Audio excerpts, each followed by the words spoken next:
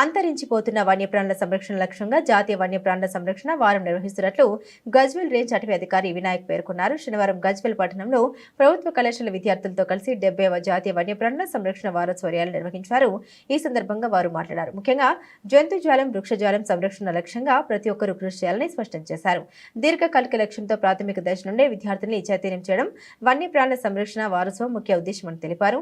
జీవ వైవిధ్యంలో భాగమైన మన దేశంలో జంతువులు, వన్యప్రాణులు, వృక్షాలకు ముప్పు వాటిల్లుతున్న దృష్ట్యా ప్రభుత్వం వాటి సంరక్షణకు కఠిన చర్యలు చేపడుతుందని తెలిపారు. అంతరించిపోతున్న వన్యప్రాణుల సంరక్షణ లక్ష్యంగా జాతీయ వన్యప్రాణుల సంరక్షణ వారం నిర్వహిస్తున్నట్లు గజ్వేల్ రేంజ్ అటవీ అధికారి వినాయక్ పేర్కొన్నారు. శనివారం గజ్వేల్ పట్టణంలో ప్రభుత్వ కళాశాల విద్యార్థులతో కలిసి 70వ జాతీయ వన్యప్రాణుల సంరక్షణ వారోత్సవాలు నిర్వహించారు. ఈ సందర్భంగా వారు మాట్లాడారు.